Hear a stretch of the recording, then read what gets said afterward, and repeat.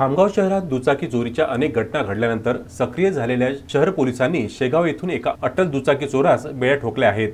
या चोरट्याने खामगाव शहरातून 9 दुचाक्या चोरून चोरी केलेल्या दुचाक्यांचे तुकडे करून भंगारात विकल्याची धक्कादायक कबुली दिल्याची माहिती पोलिसांनी दिली।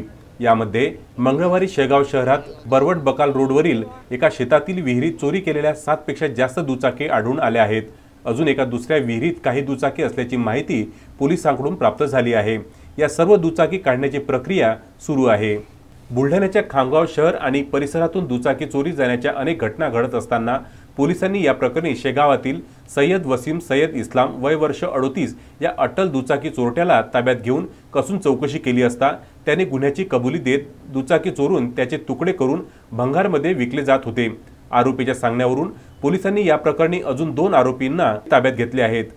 खामगाव शहरामध्ये बऱ्याच दिवसापासून मोटरसायकल चोरीला जात होत्या। त्यामध्ये पोस्ट ऑफिस असेल, शासकीय रुग्णालय असेल किंवा तहसील कार्यालय असेल। तर या संबंधाने आम्ही माननीय पोलीस अधीक्षक सारंग आव्हाड साहेब, माननीय अपर पोलीस अधीक्षक थोरात साहेब यांच्या मार्गदर्शनाखाली याचा तपास सुरू केला होता आणि यामध्ये आम्हाला काही संशयास्पद व्यक्ती CCTV फुटेजमध्ये मिळाल्या होत्या। त्या फुटेजच्या अनुषंगाने आम्ही तपास केला। त्यामध्ये आम्हाला एक संशयित आरोपी शेगाव शहरातील मिळाला।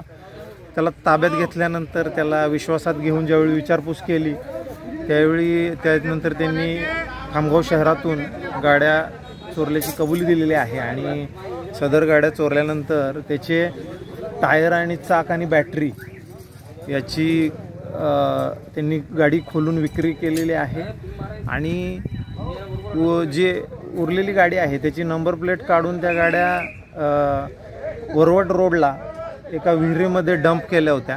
तर सध्या आम्ही त्या गाड्या रिकवर करत आहे। अद्याप तो 7 गाड्या रिकवर झालेल्या आहेत आणि पुढेही अजून आमची कारवाई चालू आहे। यामध्ये जे काही पुढे अजून त्यांना सहकार्य करणारे आरोपी निष्पन्न होतील त्यानुसार त्यांच्यावर कडक कारवाई केली जाईल। तुर्तास आमची तपास आणि कारवाई सुरू आहे। अजूनही मोटरसायकली हस्तगत होण्याची शक्यता वर्तवण्यात येत आहे।